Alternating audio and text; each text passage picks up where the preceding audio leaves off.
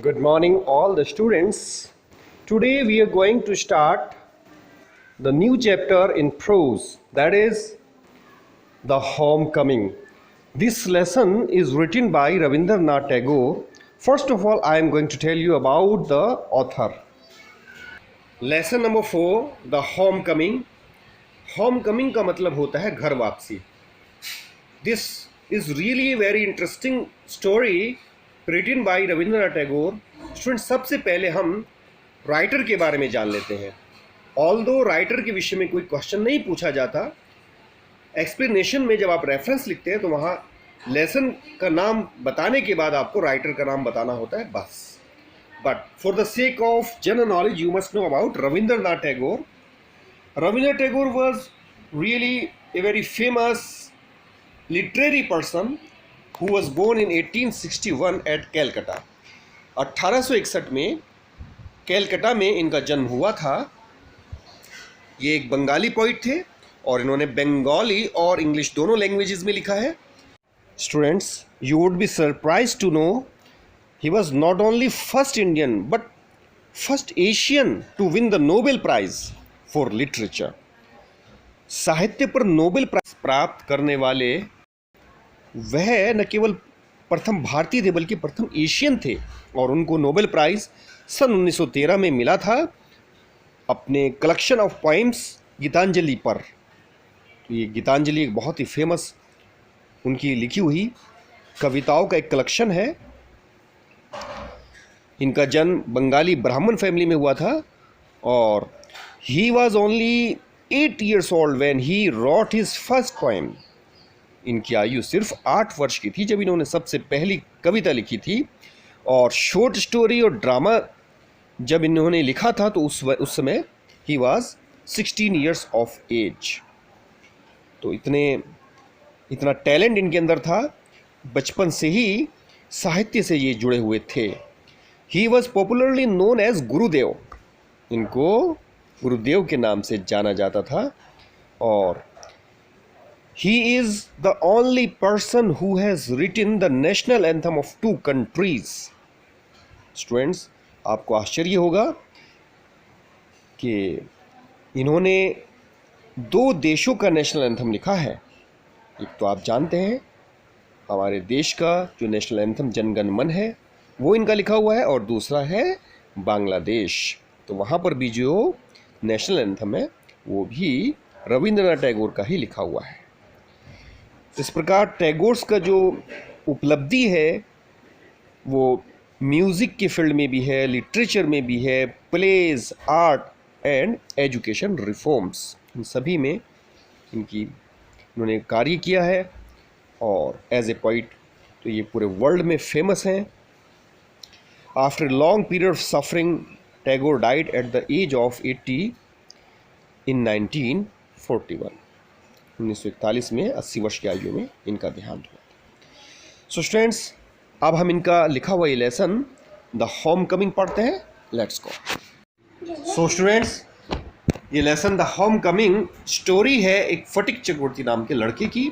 चलिए लेसन शुरू करते हैं. Phatik Chakravarti was ring leader among the boys of the village. यानी फटिक चक्रवर्ती रिंग लीडर कहते हैं सरदार को. सरदार था अमंग द बॉयज, लड़कों के बीच में, ऑफ द विलेज, गांव की. A new mischief got into his head. Mischief का मतलब होता है नॉटीनेस यानी शरारत. तो एक नई शरारत उसके मस्तिष्क में आई. There was a heavy log. वहाँ पर एक भारी लकड़ी का लट्ठा था. Lying on the mud flat of the river. Lying मैंने पढ़ा हुआ था मड फ्लैट, एक जो कीचड़ होती है यानी गीली मिट्टी, उस पर फ्लैट ऑफ द रिवर, ये बिल्कुल समतल पड़ा हुआ था नदी के पास. वेटिंग मीन्स प्रतीक्षा में था. टू बी शेप, जिसको आकार दिया जाना था. इनटू ए मास्ट. मास्ट कहते हैं मस्तूल को. नाव के या पानी का जो जहाज़ होता है उसके ऊपर जो एक टॉल अपराइट पोस्ट होती है उसे मस्तूल कहा जाता है. तो इस लकड़ी के लट्ठे से मस्तूल बनाया जाना था फॉर ए बोट यानी नाव के लिए.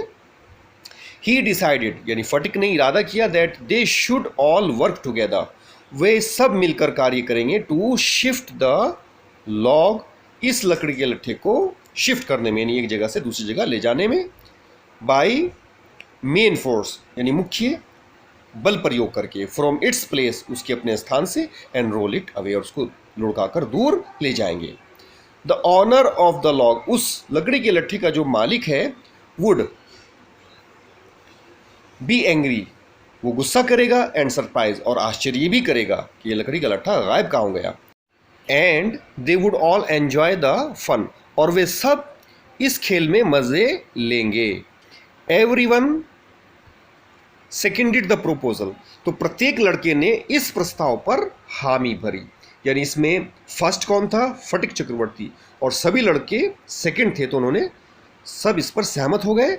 एंड इट वॉज कैरीड यूनेनिमसली, और इसको ले जाया जाना था यूनेनिमसली। यूनेनिमसली का मतलब होता है विदाउट एनी ऑब्जेक्शन, यानी जिसमें किसी का विरोध ना हो। इसको हिंदी में हम कह सकते हैं एक मत से। Now second paragraph, but just as the fun was about to begin, परंतु जैसे ही ये खेल शुरू होने वाला था, माखन, माखन कौन है, फटिक्स यंगर ब्रदर, फटिक का छोटा भाई, शॉन्टेड अप, शॉन्टेड अप का मतलब होता है टहलता हुआ आ गया, यानी आटप का, एंड सेट डाउन और बैठ गया, ऑन द लॉग, लकड़ी के लट्ठे पर, in front of them all, उन सबके सामने, विदाउट ए वर्ड, बिना एक शब्द कहे। The boys were puzzled for a moment, लड़के एक पल के लिए चकित रह गए, यानी इनको समझ नहीं आ रहा था कि ये क्या हो गया।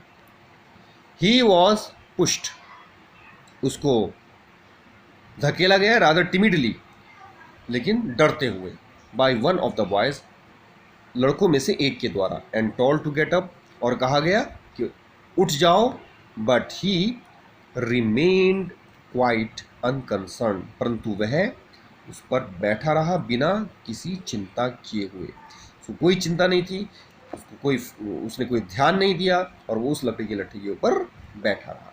ही appeared like a young philosopher, वह प्रतीत हो रहा था एक युवा दार्शनिक के रूप में, मेडिटेटिंग, जो ध्यान में खोया हुआ था, यानी उसने ध्यान मग्न था, on the futility of games, इन खेलों की व्यर्थता के ऊपर, यानी उसको वो ऐसा लग रहा था जैसे वह न तो खुद खेलना चाहता है और न दूसरों को खेलने देना चाहता था।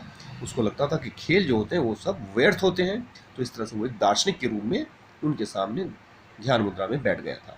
फटिक वॉज फ्यूरियस, फटिक उग्र हो गया, फ्यूरियस उग्र होने को या गुस्सा करने को कहते हैं। माखन, ही क्राइड, वह चिल्लाया, Makhan, if you do not get down this minute, अगर तुम इसी पल नीचे नहीं उतरते हो, आई विल थ्रैश यू, मैं तुम्हारी पिटाई करूंगा। Makhan only move to a more comfortable position, Makhan ने ये सुनने के बाद क्या किया, थोड़ा और आराम की मुद्रा में बैठ गया। So students, this is third paragraph. Now if Phatik was to keep, अब यदि फटिक को रखनी थी his regal dignity, regal means शाही, जैसा कि वो सरदार के रूप में था बच्चों के बीच में, डिग्निटी मीन्स शान, तो यदि उसे अपनी शाही शान रखनी थी, यानी बनाए रखनी थी, बिफोर द पब्लिक के सामने, यानी जितने भी वहाँ पे लड़के थे सबके सामने उसको अपनी शाही जो शान है उसको बनाए रखनी थी। इट वॉज क्लियर, यह स्पष्ट था, he ought to carry out his threat, उसे अपनी धमकी को पूरा करना था, यानी जो उसने अपने भाई को धमकी दी थी कि मैं पिटाई करूंगा अगर तुम नहीं उठोगे, तो उसका भाई और ज़्यादा कंफर्टेबल होकर उस लॉक के ऊपर बैठ गया था, तो अब उसको अपनी इज्जत बचाने के लिए अपनी दी हुई धमकी को पूरा करना था। But his courage failed him, परंतु उसके साहस ने उसका साथ छोड़ दिया। एट द क्राइसिस, इस संकट के समय में, क्राइसिस का मतलब होता है ए टाइम ऑफ डिफिकल्टी, तो क्राइसिस का टाइम था क्योंकि छोटे भाई को पीटना भी आसान नहीं था। हिज फर्टाइल ब्रेन, उसका जो उपजाऊ मस्तिष्क था, फर्टाइल क्यों कहा गया है कि उसमें नई नई बातें आती रहती थी। हाउ एवर, यद्यपि rapidly seized upon a new manoeuvre, seized upon मैंने पहुंचा, ए न्यू मीन्स नए, मैन्युआ का मतलब होता है तिगड़मबाजी, तो एक नई तिगड़मबाजी या पैंतरेबाजी पर पहुंचा, विच वुड डिसकम्फिट हिज ब्रदर, जिससे उसके भाई को क्या हो जाएगा, डिस्कम्फिट का मतलब होता है परेशान करना, तो उसकी इस नई तिगड़मबाजी से अब उसका भाई परेशान हो जाएगा। ये उसको पीट तो नहीं सकता था, लेकिन परेशान करने के लिए उसके दिमाग में अब कोई नई बात आई।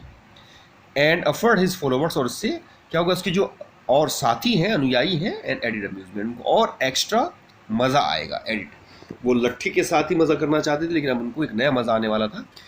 तो वो क्या तिगड़मबाजी थी, ये देखिए। He gave the word of command, उसने आदेश दिया, टू रोल द लॉग, उस लकड़ी के लट्ठे को घुमाने का, एंड माखन, और माखन को भी, ओवर टुगेदर, मैंने एक साथ, यानी माखन उस लकड़ी के लट्ठे पर बैठा हुआ है, तो उसने अपने सभी साथियों को आदेश दे दिया कि दोनों को घुमा दो। माखन हर्ड द ऑर्डर, माखन ने इस आदेश को सुन लिया, and made it A point, और उसने ये बात अपनी एक पॉइंट बना लिया, यानी इस बात को उसने सोच लिया, ऑनर, कि वो उसकी इज्जत का सवाल था, टू स्टिक ऑनर, उसको उस पर चिपके रहना था, अर्थात उसको बैठे रहना था, वो भी अपने सम्मान के लिए, अपनी इज्जत के लिए उस पर बैठा रहा। But he overlooked the fact, like those who attempt earthly fame in other matters, that there was peril in it. But he overlooked, यानी उसने ध्यान ही नहीं दिया, द फैक्ट, इस बात पर, like those, उन व्यक्तियों के समान, who attempt, जो प्रयास करते हैं, अटेम्प्ट मीन्स प्रयास करना, अर्थली फेम, सांसारिक इज्जत के खातिर, इन अदर मैटर्स, दूसरे मामलों में भी, that there was peril in it, कि इसमें डेंजर था। पेरिल मीन्स डेंजर या जोखिम, अर्थात हम लोग खतरे को भी इसलिए मोल ले लेते हैं कि दूसरे लोग कहीं ऐसा ना हो हम पर हंसें अगर हम उस काम से पीछे हटें। तो अपनी इज्जत और सम्मान के लिए हम दूसरे कार्यों में भी जैसे कई बार खतरों को मोल ले लेते हैं, तो वैसे ही माखन ने भी इस खतरे को मोल लिया और उसने भाई के उस आदेश को इग्नोर किया, ओवरलुक किया, जिसमें उसने आदेश दिया था कि माखन के साथ ही इस लकड़ी के लट्ठे को भी घुमा दो।